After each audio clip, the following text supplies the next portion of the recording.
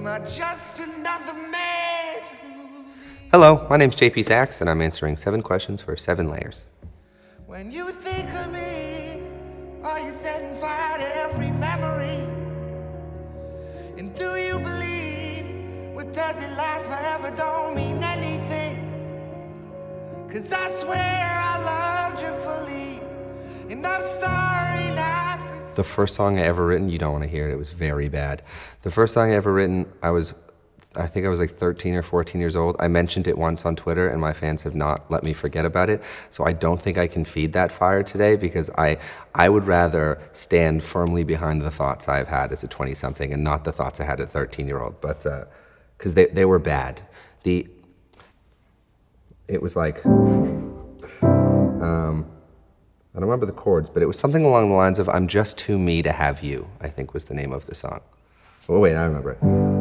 Just too me to have you. Very, very, actually consistent with the kind of shit I've been writing now. I haven't come that far. Someone in Ireland said I was their favorite ginger. And there's a lot of them in Ireland. Am I just another man who leaves? Mostly bullshit.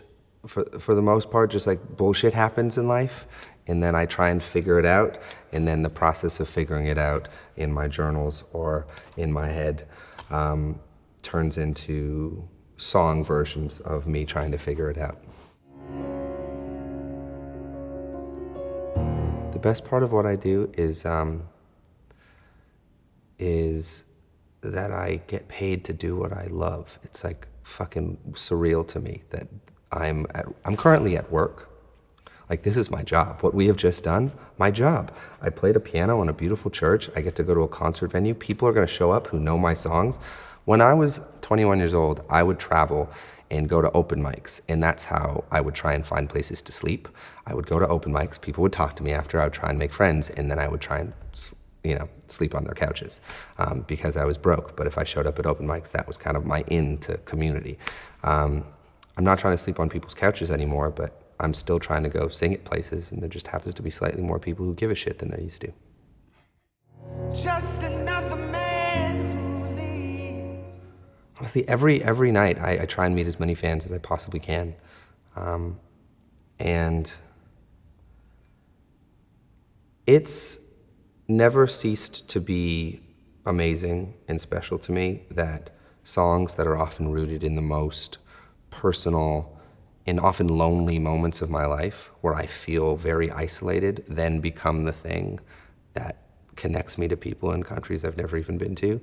I think that's such a really beautiful allegory for how our most lonely moments, even in those lonely moments, we are still so connected to so many other people. And so when I meet fans after shows and they tell me stories about how songs that came from such personal parts of my life have been a part of their life in really personal ways, it's a reminder of that feeling, and that feeling is very motivating for me.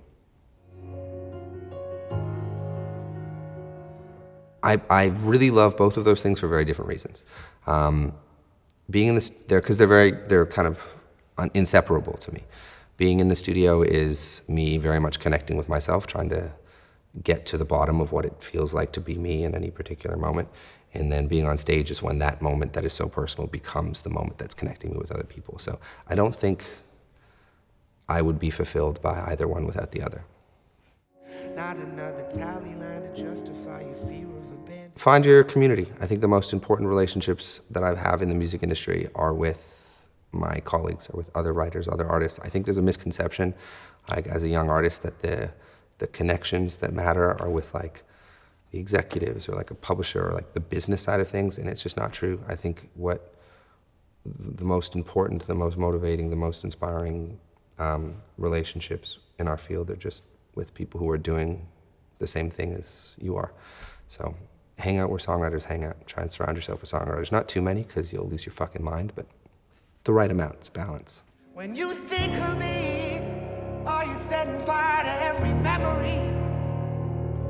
And do you believe what doesn't last forever don't mean